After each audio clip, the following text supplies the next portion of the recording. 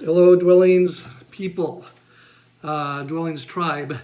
I'm here with a March 2020 update and hope to be able to do this kind of format more in the future to be able to communicate with you, especially now with the whole COVID-19 pandemic thing happening and self-quarantine and all that. So anyway, this should be a good medium.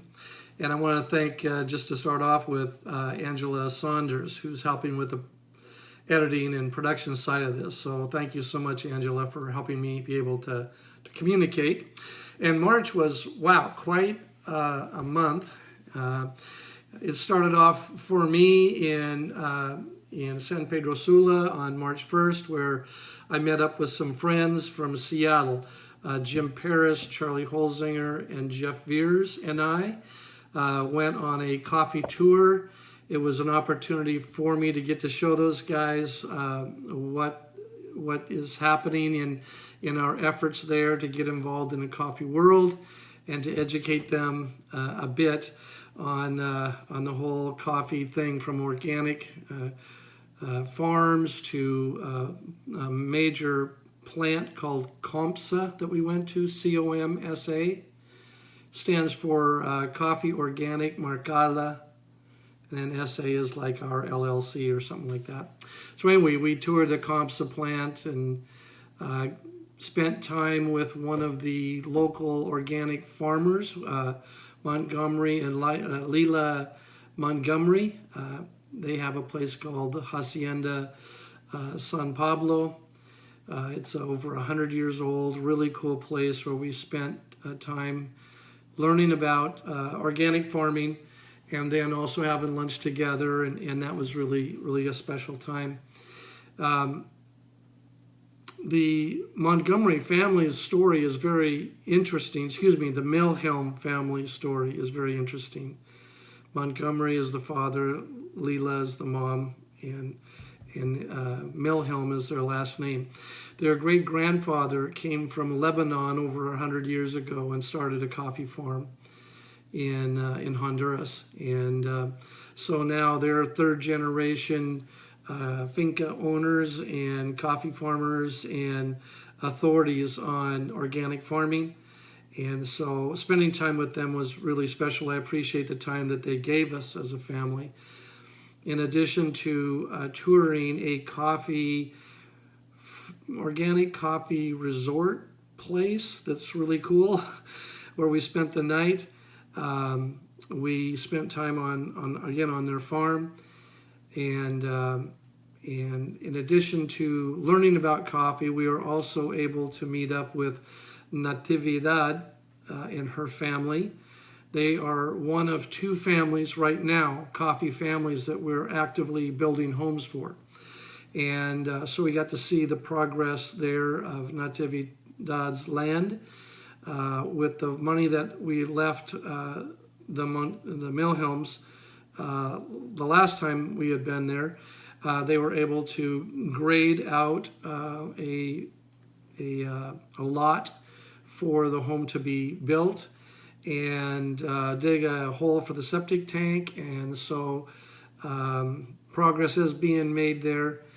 We're excited for Natividad and her family. So anyway, we spent time there in Marcala. We also spent time, as I said, at the COMSA plant, where it was very interesting to see the whole process from when coffee comes from the field, is dried in various stages down to a level of between, I think it's 10 and 12% humidity, and then graded, put into 150-pound sacks of coffee, and then shipped out from there to different places around the world. Marcala is actually quite a famous area for coffee worldwide, and the majority of their coffee goes to Europe, I believe, to the Scandinavian countries, where, interesting enough, I think per capita, people drink more coffee in Norway than anywhere in the world. So they're pretty much coffee connoisseurs, and they come into the Marcala area and buy up significant amounts of coffee there. and the rest of it kind of goes up to the States and other markets. So anyway, we spent time at this Comsa plant. That was really cool. Then we spent 2 nights in Esperanza, which is another town and area close by. We stayed at this really cool place called Papachepes, and it's a old school Spanish colonial style, beautiful place, and enjoyed that for the 2 or 3 nights that we were there. And from there traveled to San Andres, which is another area, even more remote and higher in the mountains. And there we met with Genesis and Mardu, and who are really great friends and farm finca owners, coffee owners. Spent time with them. We were able to see the second home that we have under construction in this coffee emphasis of homes for coffee workers in San Andres. And that was really cool. That house is further along. The walls of the house are going up. The septic tank is in, and the bathrooms are being built. And it was really cool to see the whole family out there involved. Hervin, I believe his name is pronounced, Hervin, is out there every day. You know, he's a strong young man. After he comes in from the fields, and then he's out working on his house along with the construction crew as much as he can, which is really fun to see. I think we have a picture of that, the progress on the home, and he and his wife and stuff. And so, you know, we're excited about that. I was able to leave a little bit more money to be able to continue. But I'll address the whole coffee houses thing on another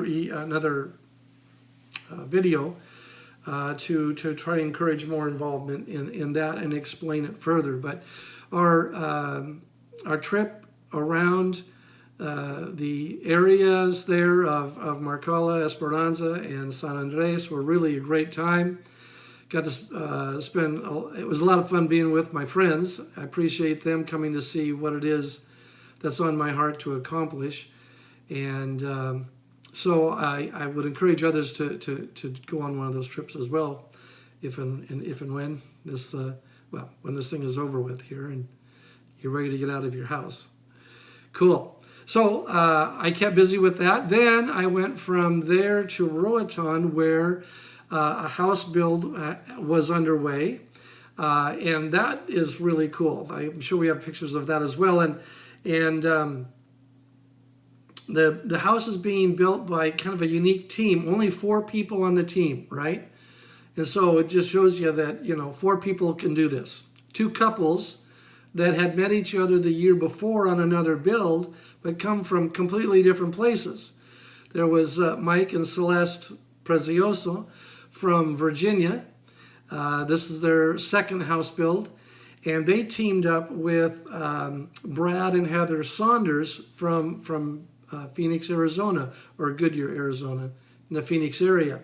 And those 2 couples were able to raise the funds and go down, and the 4 of them, along with our staff, of course, Lillian and Giovanni, and then neighbors and the husband and the family, and boy, they built a really great house.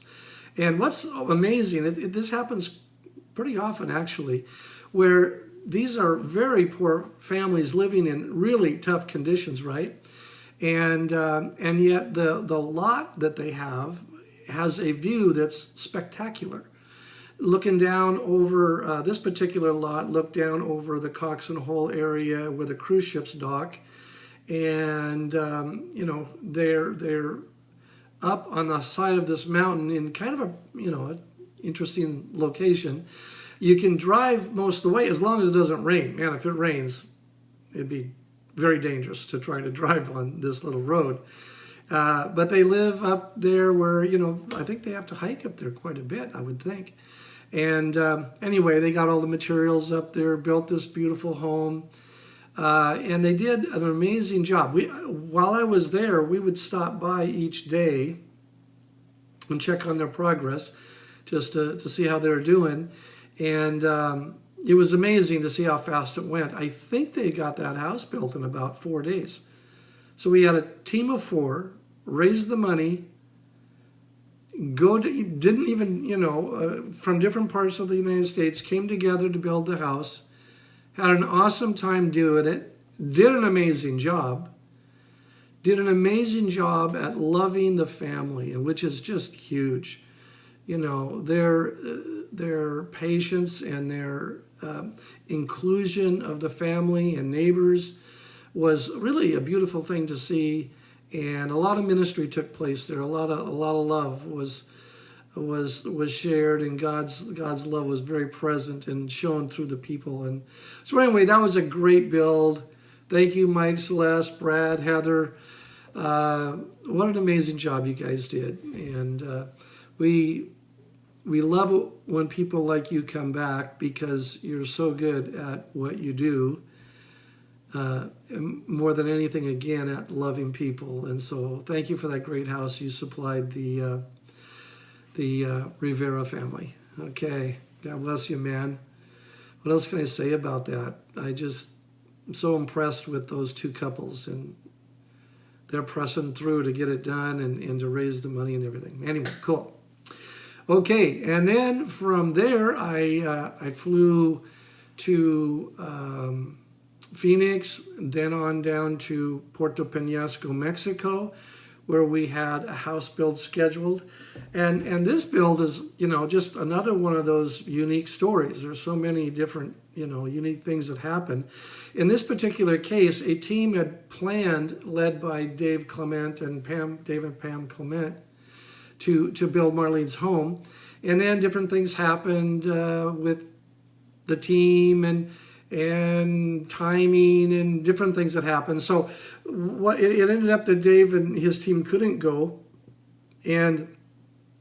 but they stuck with the fundraising, and they raised the money to build it. And then I was able to meet with some friends down in Puerto Peñasco, another ministry called I-68, which is really a great ministry, and part of what they do is build homes as well. And so we talked and decided to team up. They had a group coming from, I believe, Kansas, and said, hey, we've got this team. How about if we get them involved in building it? And so we did. We teamed up our 2 ministries. The money that was raised and all these people that came from Kansas, and started building the house. Problem was the weather didn't cooperate. It rained. Now, this is a place where it rains, a handful of times a year. That doesn't rain very much there. And so it just decided that week was going to be, unusual. And we got, the first day we did get all the walls up and the beams poured. Day 2 is when we do the roof, which is cement, and we're not able to do it because of rain. And then it was delayed again. Anyway, what should have taken 4 or 5 days has turned out now to kind of run into about its 3rd week. But it's a great story too, because it's working out really well. Those first few days we were able eventually to get the roof on, and the inside framed, the interior walls framed with wood, and the electrical roughed in, plumbing roughed in. I think that's pretty much what we got done that first week, and I think we have some great photos of that as well. Anyway, so then it was like, okay, what do we do now? I got to go home. They announced that the border's going to close because of the pandemic situation, and I've got to get out of town, got to get across the border. And so I leave money behind with Marlene, and her family just comes to the rescue in a big way.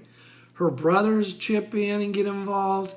Her brother works for the local municipality putting in sewer lines. And so we went and paid for her sewer contract, which was kind of expensive actually. But anyway, paid for that, got that taken care of, and her brother, went to extra effort to get that all connected, the water and the sewer. We got the power contract going and the power pole in and everything connected, so she's got power. And then again, her brothers just came on big time. Stuccoed the outside of the house, laid tile on the interior of the house in the bathroom, has been working on just all kinds of things in the kitchen, different things. And so it's been cool to see their family step up while I've had to be away. So anyway, that's really cool and exciting how that's coming together. Over the next week or so, I-68 is returning to do the doors, the finish electrical, the finish plumbing, and Marlene's ready to move in. So it's all working out very cool. Thank you to so many people that are involved in that build. From the original group, all the people that donated money, I-68, the people from Kansas, locals, workers that were involved, two hectares. One guy does general construction for me, and the other guy does stuccos the interior walls with a material they call yeso. So group effort, awesome, nice going, very cool. And then just quickly, the whole COVID-19 update and how it impacts dwellings. For right now, obviously, we are not doing any builds, and we've had 4 builds that would several of which would have been scheduled for this month.